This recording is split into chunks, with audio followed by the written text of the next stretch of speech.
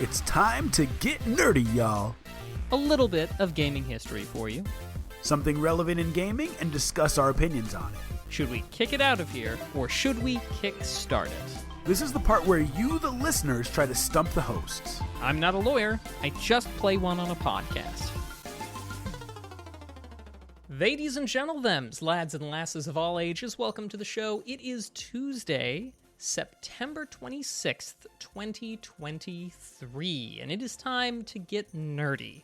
Welcome to episode 283 of Two Nerds in a Pod, the nerdiest gaming podcast in the multiverse. I am Maction, and I have my fellow nerd, my good friend, a connoisseur of comedy, of Steam Deck mods, and of all things video games. Not just the first option, but the best option, Mr. Lam Galuka, also known as Mr. Nice Guy 425. And for the next hour, we are going to cover topics all about video games running the whole gamut from gaming news all the way to gaming lawsuits. But Mr. Nice Guy, it's been a week. How have you been, my dude? Man, things have been good, Mac. I don't think I've ever gotten on here and been like, things have been terrible. So our audience is probably like, oh, here's Mr. Nice Guy being all optimistic again. But no, things have really been good, man. Lots of time with family. We have some fun trips on the horizon. I don't know if I told you, next month we are going to Harry Potter Land for a couple days. Yeah, we're starting this tradition when our kids turn 12, they get to go on a vacation, one-on-one with mom and dad. And so my oldest son is turning 12. We're going to go to Florida, Universal Studios for a couple days, hit the beach, hit Harry Potter Land, eat all the Harry Potter food, and we'll have some good fun doing that. So we've been preparing for that, researching all the sites to see, and pretty excited for that, man. Harry Potter Land looks fun. That sounds real exciting. I've not been to amusement park in ages, and here I hear about the amusement parks where, it's all like $1 or like those little tickets that you were telling me about that you took the kids to. Now you guys are going to Harry Potter Land. Dude, that's a lot of excitement. I've got a trip coming up as well. But I think I'll save the report for after I've already gone. What? Okay, but what's new with you, though? Because even if you're not prepping for Harry Potter Land, what's new, man? How was things last week? Oh, man. Last night got complicated. So usually I've been able to turn around the edit of the show and, get the show up, next day. And for a while there, my days off at work were Tuesday, Wednesday. So Wednesday morning, I could, relax, edit a show, and, everything was great. But then the days shifted around, and my gosh, it's tough to dedicate the time that you need to edit when you have to split it up across a bunch of days. And last week, because we were planning for this trip to visit some friends, we got our COVID and flu shots. And so that just wiped us out the whole week, the weekend rather. I tried. I mean, I did go to work still, but I was really dragging. And then when I got home, I'm like, do I have the wherewithal in my head to do the edit? Do I have the motivation? And the answer was no, of course not. So I was just there curled up with a blanket oh, make it stop. Anyway, but 26, 28 hours afterward, I felt fine, but it was definitely a thing that really kind of tanked my weekend. But in a weird way, it was also kind of magical to be sick for 20, have all the bad symptoms for 24 hours and then be done with it. Whenever I just rebound from something like that is always kind of magic, although a bad kind of magic, but kind of weird. I'm just rambling at this point. Point being, that was the most exciting thing from this week, was marveling at at medical technology. So Mac and his wife are now anti-vaxxers, is what he's trying to say, y'all.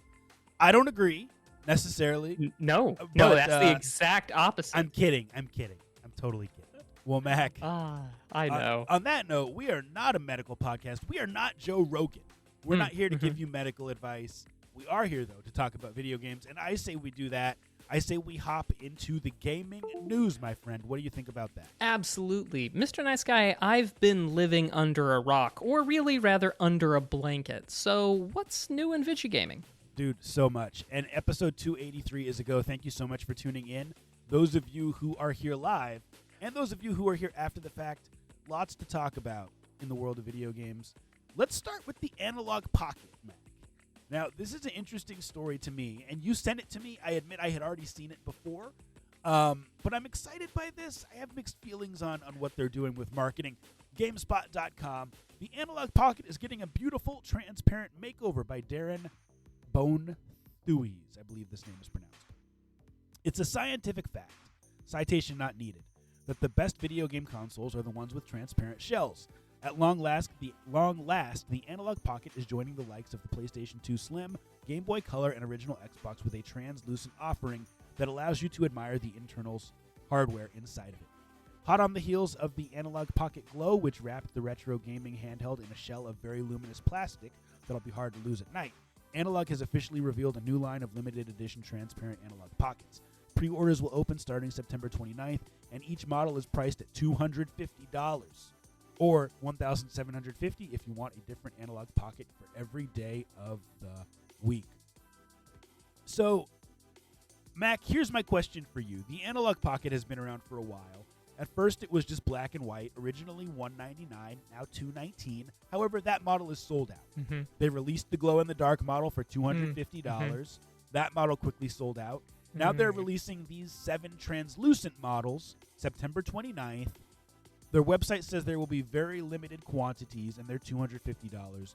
Number one, how do you feel about the price point?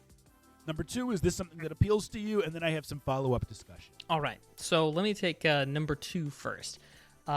This looks really cool. I think it is appealing, aesthetically appealing. I saw that transparent purple and can't help but think of that recent Steam Deck mod you made. But also the transparent purple was, I feel like, the coolest of the colors from, from that era. Love it, love it, love it. Am I going to get one? I don't think so, because I already have a device that does this and isn't quite as prestigious, but I've already got one that does my Game Boy, Game Boy Advance, and Game Boy Color that I like just fine. So no, not for me, but if I didn't already have something, then yeah. Price point, though, a little higher than I would like, but it's one of those things where it's not trivial to do a good product that does retro hardware and has solid compatibility. Like, you can find a cheap knockoff thing that will only play a certain number of the games. And I found this out a lot. And the landscape has probably changed since I was very big into the retro scene in the mid-2010s. But you could find a lot of consoles that would take cartridges, but might struggle with the certain really powerful ones, like a Super Nintendo that was FPGA based that couldn't play them all, or was a system on a chip.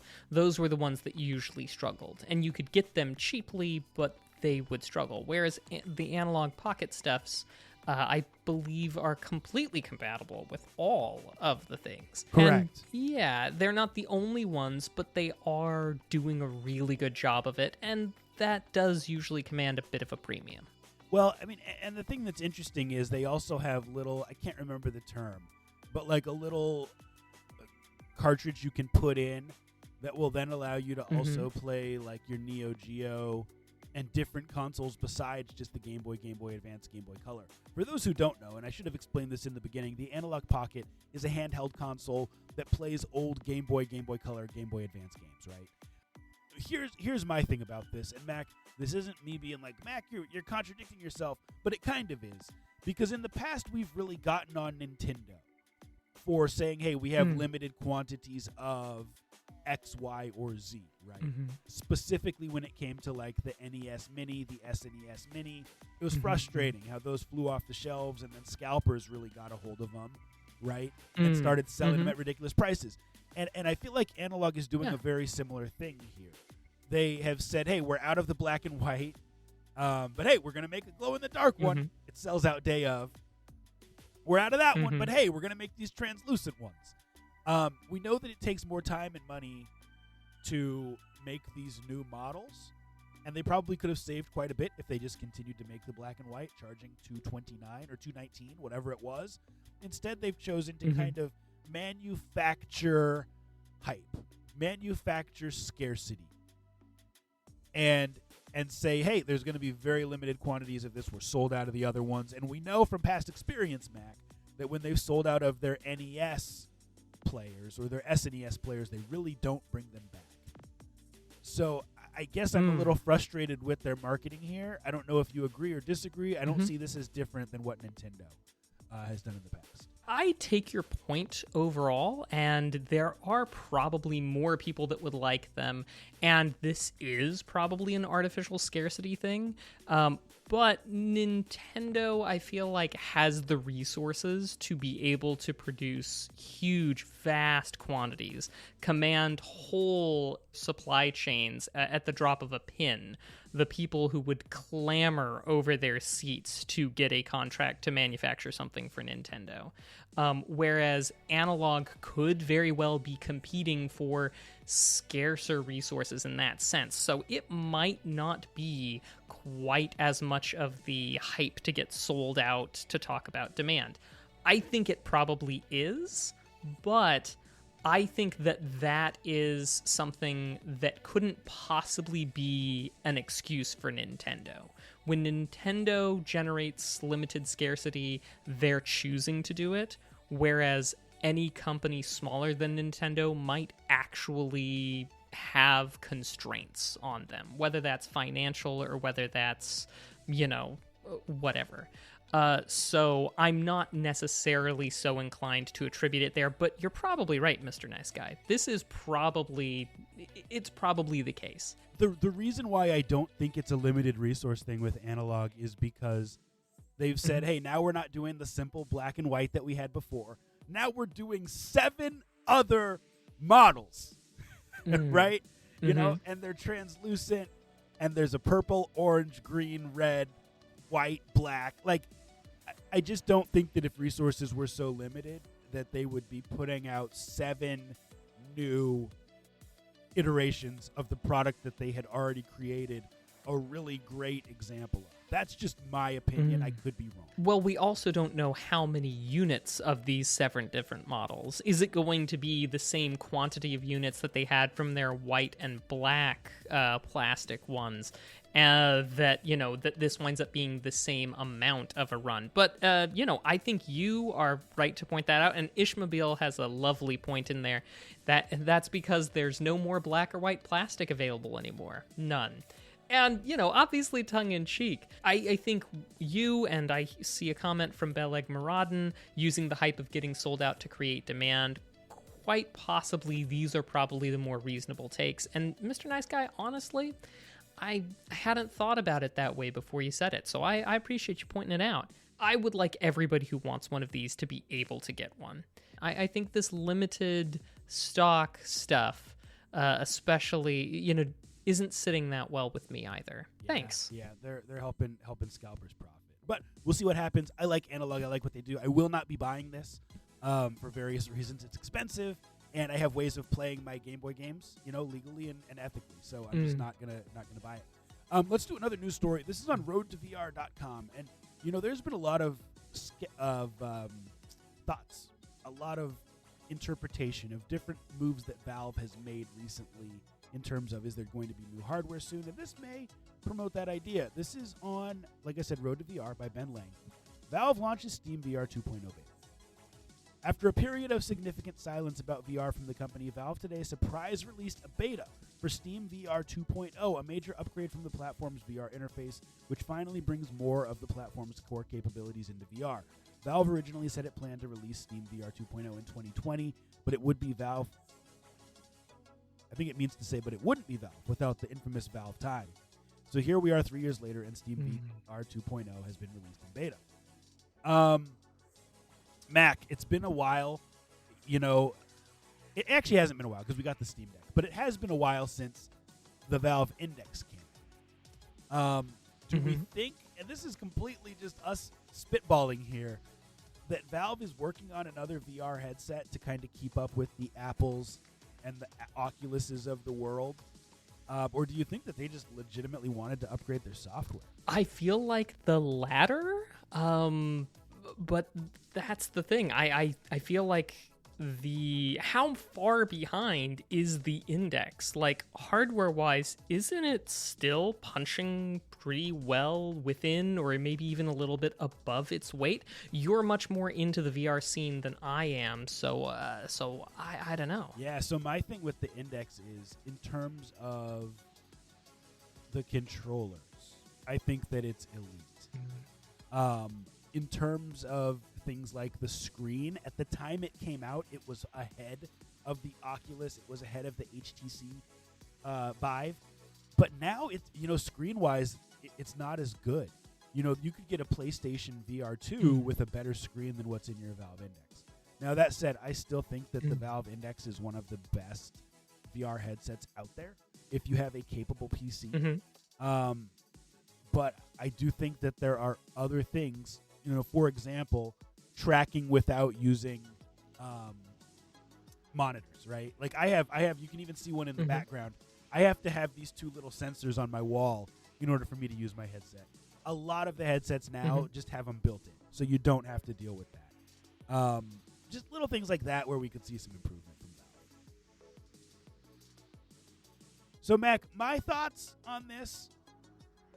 I think that Valve is absolutely working on a second headset. Oh. Yeah, you know, I don't think that they want to be in the VR space and fall so far behind technology-wise that they allow their competitors to keep improving, and they just have the Index. I do think that their next headset will probably be more reasonably priced. The Valve Index is like $1,000, which is a lot of money. And VR really hasn't taken off in the way that I thought it would have and that many thought it would have. So they want to stay in the market, but I think that they need to make it more consumer priced so that, you know, more people can afford it. But that's my thought. I think that this Steam VR 2 thing is kind of like a half step where they can say, hey, we're still in the industry. We're still here. Just be patient. We're going to get you that new hardware eventually. That's kind of what I think. Could be wrong, though. Well, I hope you're right about decreased prices, because I think one of these days I might finally be ready to get some of that and try it out. I feel like I've got a nice room here that would lend itself to some pistol whip and games of the like. Well, Mac, last news story. We're going to be super brief. Voice actors. I want to show support for this. So I want to share this story. PCGamer.com by Andy Chalk. Here's what it says. SAG-AFTRA, the union representing actors, broadcast journalists, hosts, voice actors, and other media professionals in the U.S., has voted overwhelmingly to authorize a strike against video game companies, including Activision, Electronic Arts, Epic Games, and Take-Two Interactive. The vote does not mean that a strike will be called, but the union hopes it will provide added leverage in its negotiations for a new interactive media agreement. The terms of the current interactive media agreement were reached in 2017. Following a nearly year-long strike by voice actors, that deal was set to expire in 2020, but was eventually extended to November 2022. Mac, we don't really have time to get too much into all of the nitty-gritty details, but I'm glad that these voice actors are standing up for themselves and trying to get the things that they feel they deserve. My question for you, and then we'll wrap on news for the week, is how much of a role do you think voice actors play in the success of a video game, in sales, in marketing, etc., etc.? Do you think that if these people strike, they can be replaced with guys like you and me who are charismatic, could probably do some voice acting, right? We've both had some theater experience and things like that. Or do you think that these voice actors, even the no-names, really play a role in video game success? I want it on record. I'm no scab, so I'm not crossing a picket line. No matter which game company comes round, I'm not crossing that picket line. But I will say, I feel like if we look at, say, a game where we know that the voice performance was underwhelming, in Destiny, or was it Destiny 2, where Ghost was voiced by Peter Dinklage. Correct. Destiny 1. And I could be wrong. Destiny 1. And I know that people spoke not very favorably about Peter Dinklage's performance in that game and how it really impacted their enjoyment of it. I think the voice acting can have a large impact to the point that, you can possibly be better off without voice acting than with bad voice acting. Another reason why nobody should be, tapping me for video game performances. But I do think it adds. I think it adds quite a bit. If I had to put it in percentages, I'll say 25%. There we go. Good voice acting makes a game 25% better, at least. I like it. Just to put a pin in it, Beleg Muradin says, voice acting, how much I love them. They are a side point to the game. Ishmobile says, I think it depends on the game. The Witcher wouldn't be nearly the same without the voice acting. And I think that summarizes exactly what I would have said. So that has been our news. Well, now that we've looked at what's going on right now, let's take a little look into the past. Video game history, of course. And continuing the tradition, I have been making a point to call out, at least when I can remember, video game movies this year. So, this last week in 2007, we saw the release of the Resident Evil 3 movie. It cost $45 million to make, and it brought in $148 million. Now, unfortunately, I had forgotten previously to call out earlier this month to call out the other Resident Evil movies, such as the Resident Evil 2, which also cost $45 million and brought in $130 million. Or Resident Evil 4 that cost $60 million and brought in $300 million. Or 5, which cost $65 million and brought in $240 million. So, getting down to it, the Resident Evil 4 movie seemed to be one of the better performing of the franchise, and also one of the better performing of video game movies generally. So when it comes down to it, until it got dethroned by that Super Mario Brothers movie, the Resident Evil movies were really holding their place at the top for quite some time. But that's just video game movies. Let's get back to actual video games, unless, of course, Mr. Nice Guy, you wanted to say something about the Resident Evil movies. I want to hear about the games. I want to hear about these games. What you got? All right, 1991, the PC Engine Duo and the PC Engine LT handheld video game system. Now, the PC Engine Duo was the, is the also known as the TurboGrafx 16. The PC Engine Duo was the one that included the CD, the disc stuff. Now, it's kind of a bit of a surprise to think that there was a game console that was rocking discs back in 1991, but there you have it. Now, the PC Engine did not do, and the TurboGrafx 16 did not do nearly so well in the United States as it did overseas, and I think it kind of like, people don't even think about it when they think about retro games, but some of the best shmup games that have been made were put out for the TurboGrafx 16 and PC Engine. Lords of Thunder is the one that first comes to mind, and I don't even like shoot 'em ups, but that game's fantastic. So anyway, that's in 91. But Mr. Nice Guy, perhaps the most important thing that happened this last week in years before came to us in 2017. Yes. 2017, Mr. Nice Guy. That was the release of Drop Mix. One of the best games, of course, ruined by its parent company, but that's okay.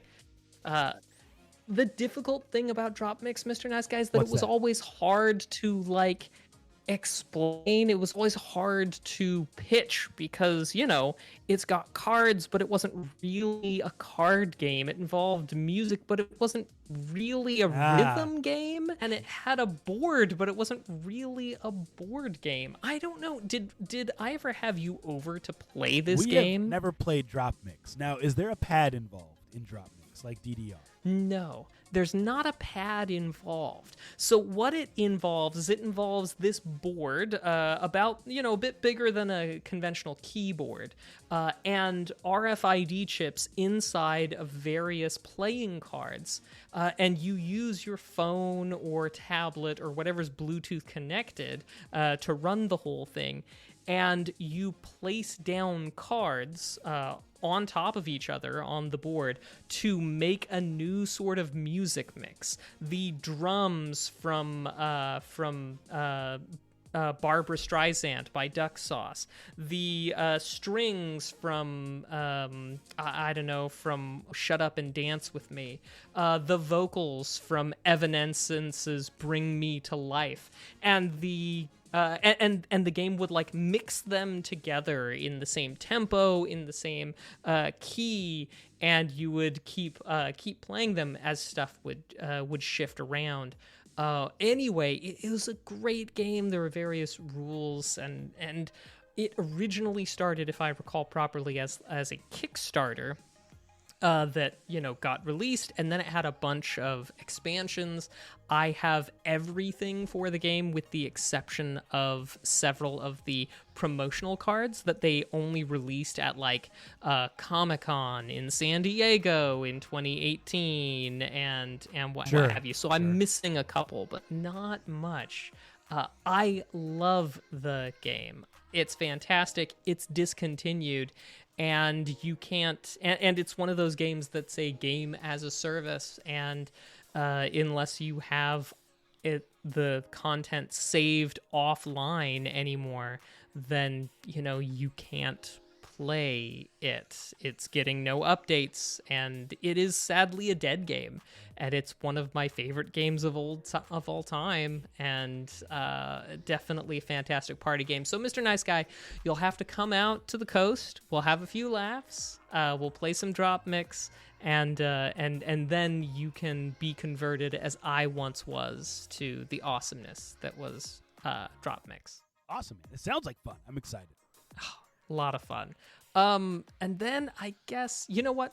I think that's enough for gaming history for today. There were some other things, but honestly, I can't follow up Drop Mix. Drop Mix is 100% the most important. Got it. Well, cool. We'll keep things moving with our Indie Game of the Week, a segment where we talk about a game that maybe needs more attention and let you know if it deserves your attention. And I'm going to start, I always end up posting these in the chat, but I'm going to put this game in the chat. Mac, this is a game called Prison City. And I want to just kind of explain the process real quick that we go through when I'm requesting these games. We talk to the developers or the publisher and say, hey, here's who we are. Here's what we do. We've been doing this podcast a while. Here's what our metrics look like. We think that your game would be interesting to us. And usually, Mac, it takes a little while for people to get back to us. They have a lot on their plate. They're reviewing all of these requests that they're getting. I want to give a shout out to Justin with this company because I sent this and he got back to me within like an hour or 2 hours. And this was the weekend of PAX. So I just want to say from an organization perspective. Oh, wow. Yeah, like these people are really on top of it. So Prison City on Steam, here's the description. Prison City is a dystopian action-packed side-scroller with tight mechanics and intricate level design. Battle techno-terrorists with your chakram and grenades. Eat hot dogs for health, and locate contacts to help take down bosses. Mac, this game was released August 28th, 2023 by Retroware, Programmancer, they're the developer, and published by Retroware. Currently on Steam, it sits at a positive rating with 27 reviews, and the game is priced at $16.99. Mac, what did you think about this? Programmancer actually got on my radar when I don't even remember how I found out, but I found out that he was trying to make a sort of satirical Castlevania game called Castle, or was it Simon's Quest the Transylvania Adventure or what have you. Anyway, fantastic, loved it. And I don't remember exactly when I found out about Prison City, that he was working on that, but maybe about It was part of Steam Next Fest a few months ago. So the demo was up there. Yeah, I think we both played it. You're right. So anyway, I thought it was quite interesting when we played it on Steam Next Fest, and I'm glad you were able to get a copy of it. Yeah, totally surprised at the quickness. So it very much plays a lot like, I believe the NES games that I think it's most like are probably if you took Shatterhand and Rygar and sort of threw those bad boys together in a blender. I think I'm doing justice to what you've got there. A dash of Mega Man in sort of your select screen and such, and you've got a balance because you can throw out a bunch of these sort of power chakrams. Think a touch like Xena, the warrior princess, used a chakram. That's what it was called that she'd throw around. And you throw it out and it comes back to you. The more you throw out, the less power they have, or the rapidity with which you throw them out, the less damage that they have behind them. And then, kind of regens after a bit. Yeah, it has a lot of real fun themes. Almost, and again, going back to Mega Man, almost kind of Mega Man-ish in the sort of how everything's themed in a level. You go to the sports area and the enemies are, charging you with football helmets on and such, and everything, and it's really it can be really, really fun and kooky and a bit ridiculous. It doesn't take itself too seriously. So I really like this game, and I agree with you with the Shatterhand reference. I would throw in maybe like a dash of Vice Project Doom, just in terms of it being like an 80s action hero type of game that doesn't take itself too seriously. One of the things that I liked the most about this game is that it's made for people who, grew up in the 90s, right? Who played these old NES games and who liked them. And there's references directly to a couple different games in some of the bonus levels that you come across as you're playing this. There's a reference to the Ninja Turtles game on NES. That's a very, very clear Ninja Turtles reference. There's a reference to Street Fighter in one of the bonus levels, and just all kinds of little cool things like that. I feel like the controls were really tight. I also feel like, and I don't want to refer to it as accessibility options, but maybe like ease of use options, I think is the correct term, where they had multiple difficulty levels, and then they added patches so that, if you fall in a pit, you go back to where you were before. Like they made it like it's challenging if you want it to be, but you could also tone it down by changing some of the settings. I really enjoyed this game. I think that it should have far, far more attention than it's getting on Steam with only 27 reviews in a month. But I also think that this is just one of the natures of being on Steam, is that there's so many games, it's oversaturated. No matter how well you're marketing, it's really hard to get your name out there. I completed this game today. In fact, I finished the final boss today, and I had a blast with it. I would play it again.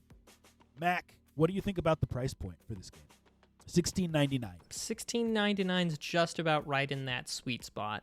I think you're gonna put about 4 to 6 hours of time into, maybe that's a bit of an overestimate, but about 4 to 6 hours of time into this. I think $16.99 is just about right for that. It's a good game, lots of love, great pixel art, lots of cool things. I mean, granted, there is no such thing as a perfect game, and there are things that could be improved in any game, but I think it's a great earnest attempt to be silly, ridiculous, tongue-in-cheek, and yet also still evoke the Escape from New York City sort of vibes. I thought it went great. Yeah, and this game took place in Detroit.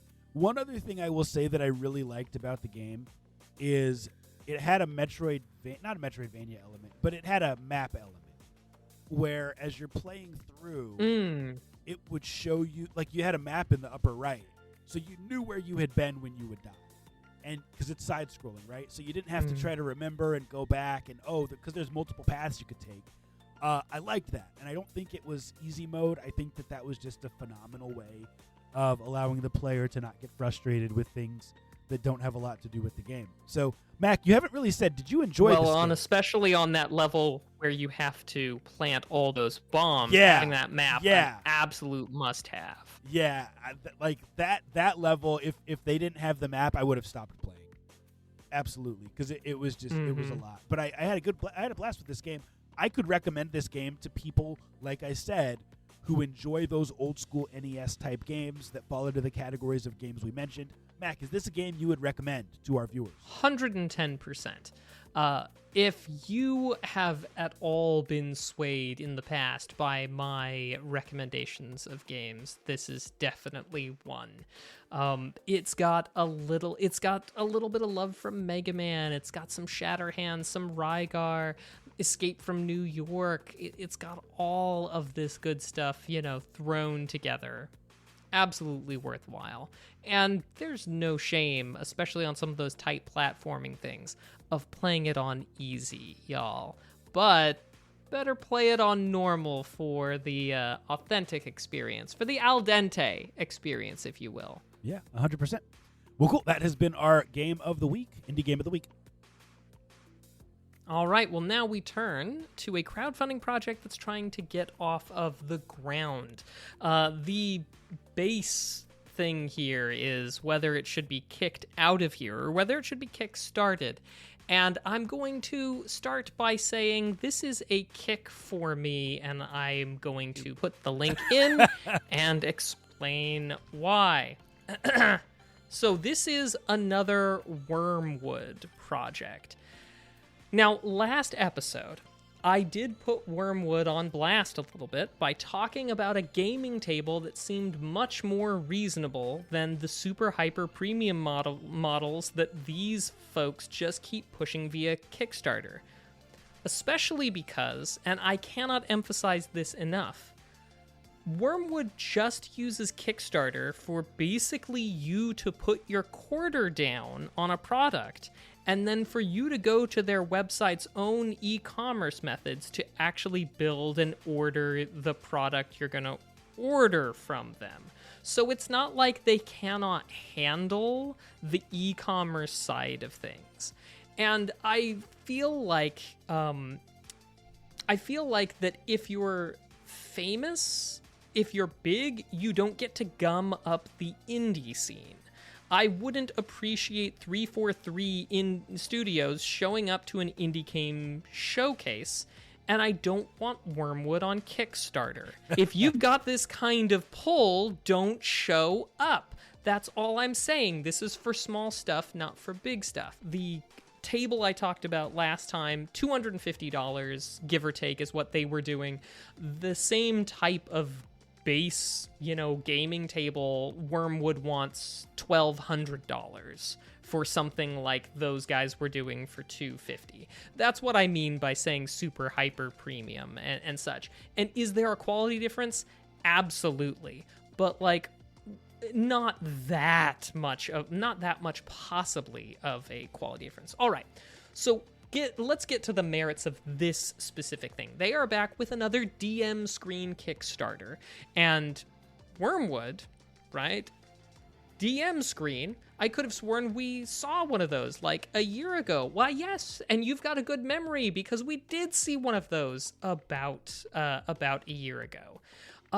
Now, I don't want to cast too many dispersions here, but if I can read and understand the words coming out of the company's mouth, they've not yet fulfilled the orders from their last DM screen Kickstarter from August of last year, which they claim on the DM screen Kickstarter from last year is 90% fulfilled, but totaling up the numbers that they have on their various waves as to what they're talking about fulfillment, I come up with 78% complete from their previous thing.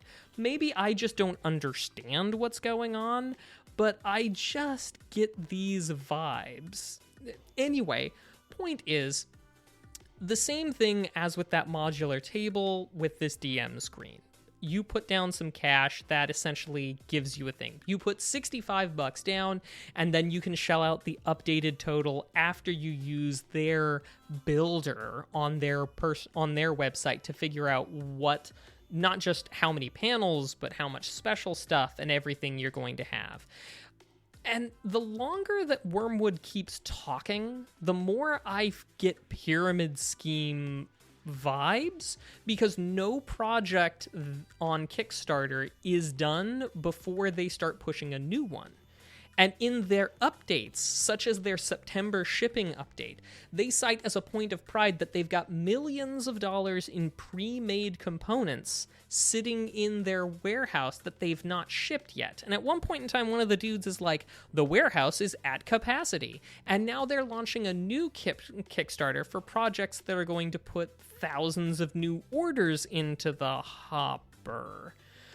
So they cite, I just don't get what's going on. And granted, I've never run a complicated manufacturing business. I've never run a complicated Kickstarter. But I just don't understand how the various things that they claim can be true simultaneously without it setting off some red flags. So with this DM screen, they're shooting for a February 2024 delivery date at the earliest if you were in the initial wave of people who ordered, and then they're gonna put you out to the various, this video, or you're gonna get this one, and then you'll be in the next wave, and then you'll be in the next wave.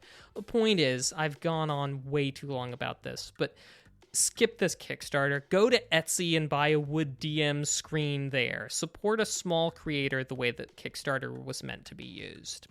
Don't buy Wormwood stuff on Kickstarter. I agree with you about not buying Wormwood stuff on Kickstarter or generally about buying big company stuff on Kickstarter, because effectively what they're doing here is taking pre-sales, which, I mean, if they have this big a following, they could do that on their webpage. They could do it another way. My question for you is about the functionality of this project. As someone who DMs and GMs a lot, do you feel like this kind of separates you from the group? I'm looking at this thing, and it's kind of big. I feel like you could do this on your tablet, on your laptop. It seems like it kind of makes you distant as the GM. Is that wrong? It's been my experience that what a DM screen is nice and useful for is for your own notes. I do not have it to hand, but I do have a DM screen that I use on the side facing me is information that I know I need, but that should be secret so as to not, give away fun plot things and such. And then I keep information on the outside that's useful material for you all. Like things like, what's the thing if I'm trying to do something way faster than need to? What are the rules on that? Or how can I maximize my chances of getting something done right? Mostly in GURPS terms, but in a 5th edition thing, in a D&D thing, it would probably be stuff like, what can I do on my turn? I can move, I can act, bonus act, and then when it's not my turn, I can react, but just once. Stuff like that. Helpful breakdowns to help you remember things. And yeah, that's what I mostly use a DM screen for, but I don't think it separates me in a way that harms the thing. I think it can be very helpful, especially as an informational tool more than anything else. Cool. Well, I'll defer to you on this. I don't think it's a bad product, just looking at the video, But I agree with you about the premise of someone who has this amount of assets using an indie funding platform to take pre-sales, because that's what's happening. I disagree with you. Yeah, and with this many Kickstarters that they've done, they sure as shoot have the email addresses for people who will easily fund any project they want in the future. Just make a direct appeal to the people who want your stuff, Wormwood. Quit, let us have Kickstarter for small projects. Thank you. Cool. And that has been Kick or Kickstart. And now it's time for Nerd Flex. Woo-hoo. A segment where you, the viewers, try to stump the hosts. And sometimes you do, sometimes you do not. This is a segment where we take questions live on the air about gaming, multiple choice, family friendly, and we use nothing but our noggins to try to answer them. Mac, we have our first question in the chat from Ishmobile and his team. They write, how many laps do you have to do to finish Baby Park in Mario Kart 8 Deluxe? 3, 11, 9, or 7?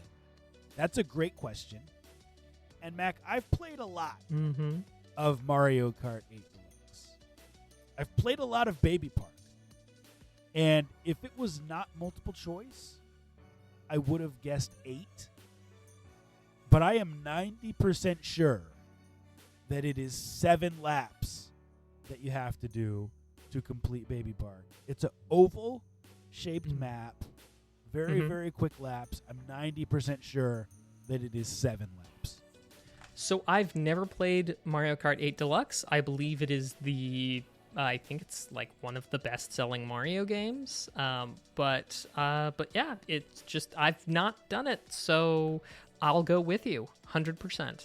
7, final answer. Yep, and he said what I just said. Yeah, because of the short length, it has more laps than most, and it is 7 indeed. We did it, Mac. We're 1 for 1. Hey, we have another question. What is it? 1 for 1. All right. Well, Galvatron promised us a, how did he describe it earlier? Troll question. So let's have a look. Galvatron asks, which South Park video game contains elements from the Black Friday PlayStation versus Xbox episode where Bill Gates wrestled with Kaz Hirai and killed him? Would that be in Fractured But Whole, Tennerman's Revenge, Rally, Chef's Love Shack, Stick of Truth, Let's Go Tower Defense, or Snow Day? Now, I only knew about 3 of those titles. So I don't know as I'm the best one to answer this, but I'm going to go with my gut, and I would lean towards Stick of Truth. And I would as well, because I believe that Fractured But Whole is the newest one. Stick of Truth is a little bit older, and I believe that I haven't watched South Park in forever. But I would believe that the PlayStation versus Xbox episode was a little bit older, around Stick of Truth release date. So I agree with you. All right. Well, we will go Stick of Truth, final answer. Stick of Truth. It contained Game of Thrones elements too. Butters visited George R.R. Martin. So, wow, by guessing by golly, we are 2 for 2. Can we go 3 for 3? Let's see. Let me just see here. Third question. We have a little bit of lag here, y'all. We're both deferring to each other. Third question from Ishmobile Crew. Again, what's the newest installment in the F-Zero series? A, F-Zero Y, B, F-Zero 99, C, F-Zero GX, or D, F-Zero Climax? And Mac, having watched the most recent Nintendo Direct, I know, and I almost downloaded it today, but didn't have time, that F-Zero 99 is a thing, and it's effectively a battle royale mode of F-Zero where you're racing against other people to see who the last person standing is, similar to Tetris 99, similar to Super Mario Bros. 99. I'm going to go with B, F-Zero 99. Final answer. And I am with you there. And B, F-Zero 99, now with 99 racers on the track at a time and available on Nintendo Direct. Mr. Nice Guy, We clean sweeped. We did 3 for 3, got everyone right. Thank Well you done. Well for being done. tough but fair, viewers. That's been Nerdflix. All right, now we turn to a little bit of legalese. I am not a lawyer. I just play one here on this podcast. And I was made aware of a little something interesting. A case called Michelonus v. Aspire Media, and it happens to be about Knights of the Old Republic 2. It is attempting to be, rather, a class action lawsuit against Aspire Media for their port of Knights of the Old Republic 2. So the way it breaks down is a little bit like this. When Aspire Media started selling pre-orders of KOTOR 2 for Switch, they did so specifically with presentations for a restored content DLC, some of which of that featured in the trailer. This DLC was a fan-made mod that filled in a bunch of the blanks of various cut content files. So cut storylines, cut planets, cut endings, and even bug fixes from the original retail release. And the suit contends that many people bought this version of KOTOR 2 because it was going to have that restored content DLC and would not have bothered with it otherwise because it's that big of a deal. And the way that it is presented, to take a more modern example, because, the restored content DLC was like in 2015, original KOTOR was in like 2000, and KOTOR 2 was in like 2005, 2006, or what have you.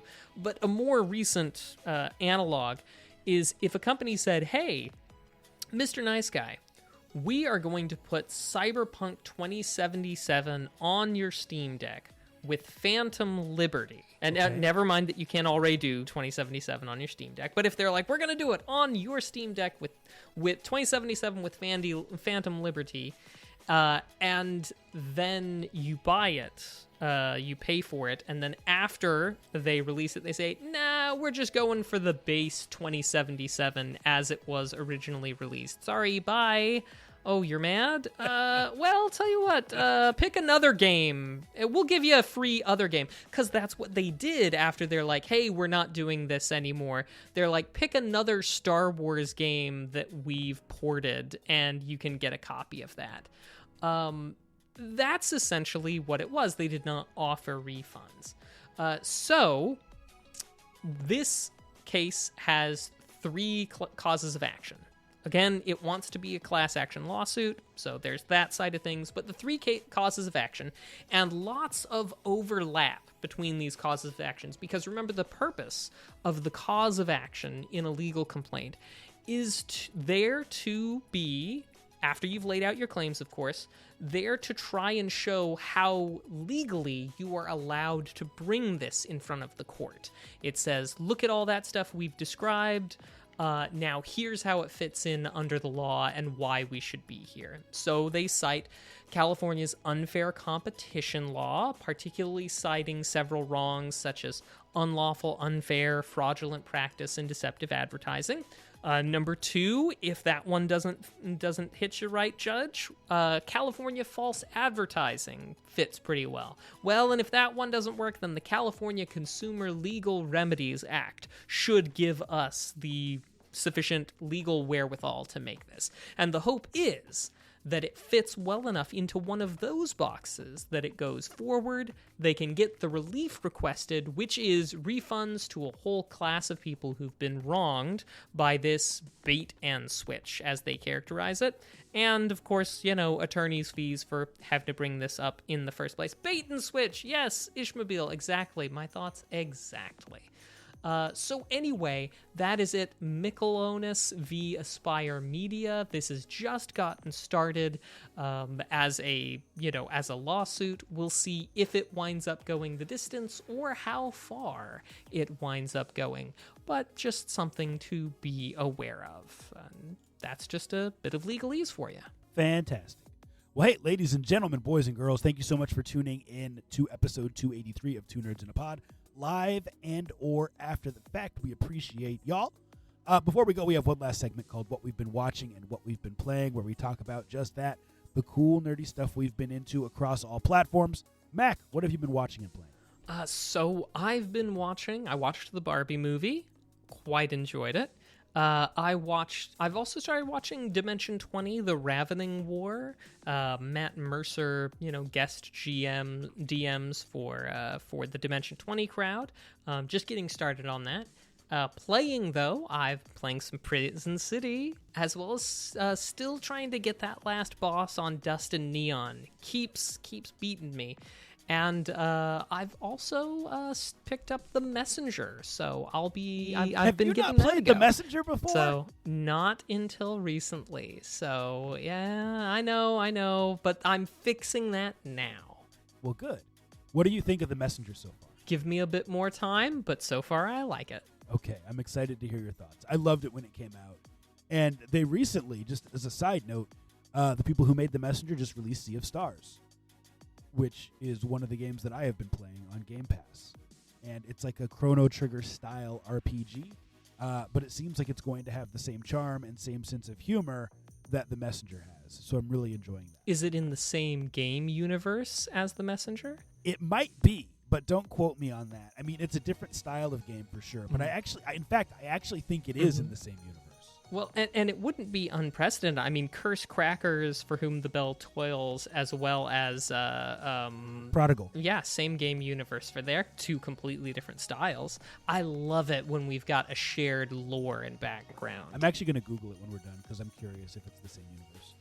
So I've been playing that a little bit. I've been playing a little bit of, I almost said Oblivion, but Starfield. It's weird. I feel like I can only play Starfield in like 30-minute chunks for whatever reason. It just hasn't completely drawn me in yet, although it is a good game. Oh yeah, and by the way, if you're here live, you have a job to do, let us know in the chat what you've been watching and playing.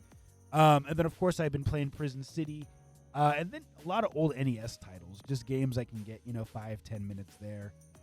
Mac, one game I just recently downloaded on Steam because it was free. Chips Challenge. An old MS-DOS game that I have so much nostalgia for. Everyone should go pick it up because I believe it is free on Steam. It's not going to blow your mind, and you're probably going to say, this game sucks, Mr. Nice Guy, but I have nostalgia for playing this game on the old PC. As far as watching, it's been almost exclusively YouTube and Guardians of the Galaxy 3. Started that with my wife.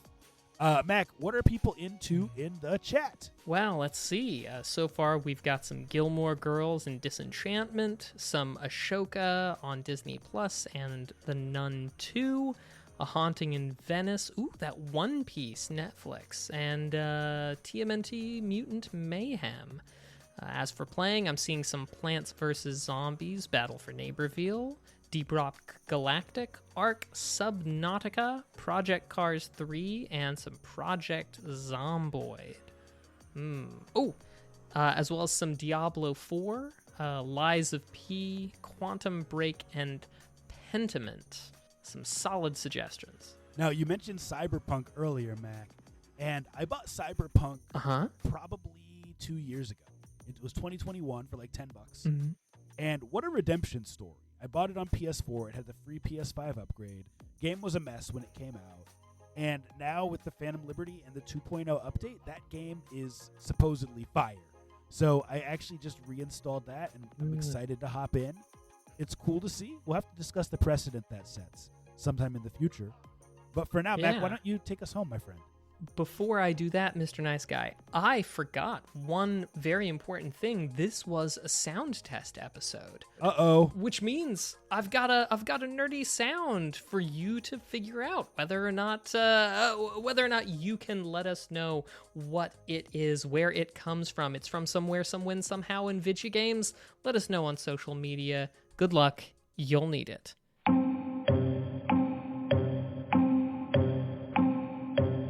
All right. And with that, thank you for coming out to the show, everybody. You've been fantastic. Be sure to tune in most Tuesdays at 7 p.m. Pacific, 9 p.m. Central for the nerdiest gaming podcast in the multiverse here on twitch.tv/2nerds in a pod. Join us for the live show. And for everybody who's listening after the fact, don't go changing. You're awesome. Be excellent to each other, and we'll see you next time. Be kind. See Bye. ya.